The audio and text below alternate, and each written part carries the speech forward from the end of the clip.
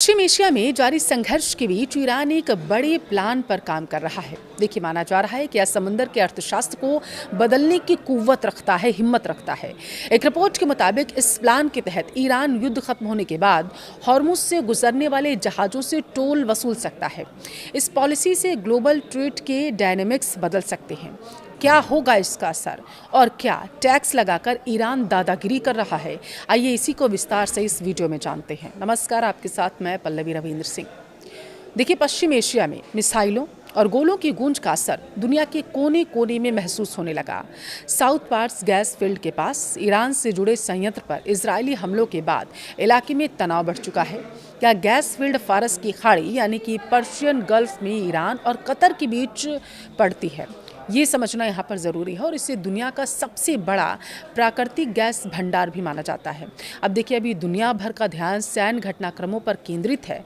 दुनिया यह आकलन करने में भी जुटी हुई है कि मिडिल ईस्ट में जारी संकट के बीच आने वाले दिनों में भू राजनीतिक स्थिति आखिर कैसी रहने वाली है।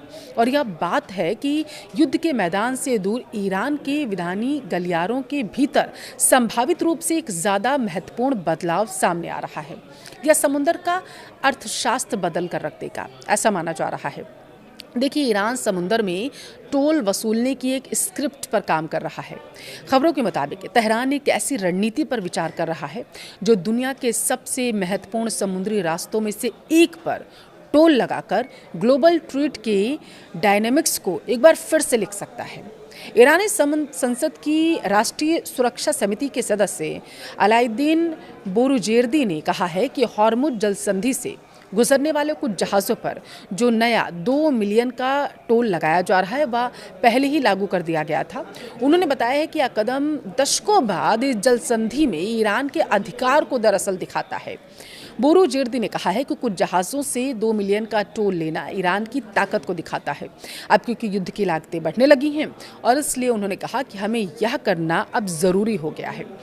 हॉर्मुज से गुजरने वाले जहाज़ों से ट्रांजिट फीस लेना इस्लामिक रिपब्लिक की शक्ति और अधिकार को दिखाता है।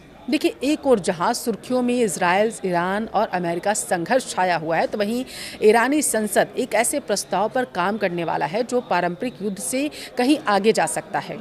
द स्ट्रेट टाइम्स की एक रिपोर्ट के अनुसार सिर्फ सैन्य धमकियों पर निर्भर रहने के बजाय सांसद हॉर्मुज स्ट्रेट से गुजरने वाले जहाज़ों पर ट्रांजिट चार्ज लगाने की एक प्रणाली पर विचार करने लगा है और इसका मसौदा भी बाकायदा तैयार किया जा रहा है।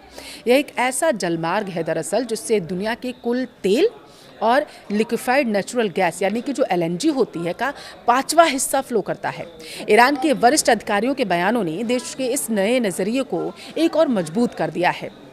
देश के सर्वोच्च नेता के एक सलाहकार ने संकेत दिया है कि इजराइल और अमेरिका के साथ मौजूदा संघर्ष समाप्त होने के बाद हॉर्मुज स्ट्रेट के लिए एक नई व्यवस्था शुरू की जा सकती है।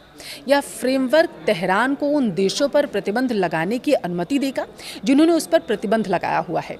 इस तरह की पॉलिसी का काफ़ी बड़ा असर हो सकता है। अगर ऐसा सच में होता है तो यह अंतर्राष्ट्रीय जल क्षेत्रों में जहाज़ों की आवाजाही की आज़ादी से जुड़े पुराने नियमों को बदल सकता है। अगर ये नियम लागू होता है तो देखिए, हॉर्मुज स्ट्रेट जैसे अहम जलमार्ग से गुजरने के लिए फीस वसूलने का आइडिया इस बात को लेकर चिंताएं भी पैदा करता है कि क्या समुद्री आवाजाही आज़ाद बनी रहेगी और वैश्विक व्यापार में सत्ता का बंटवारा आखिर किस तरीके से होने वाला है। बढ़ते वैश्विक तनाव और बदलते गठबंधनों के बीच हॉर्मुज स्ट्रेट के आसपास होने वाली घटनाएं बाजारों, ऊर्जा सप्लाई और देशों के आपसी संबंधों के लिए बेहद अहम मानी जाती हैं। अब यह साफ नहीं है कि यह विचार हकीकत में बदलेगा या नहीं, लेकिन यह एक बढ़ते रुझान की ओर इशारा जरूर कर रहा है।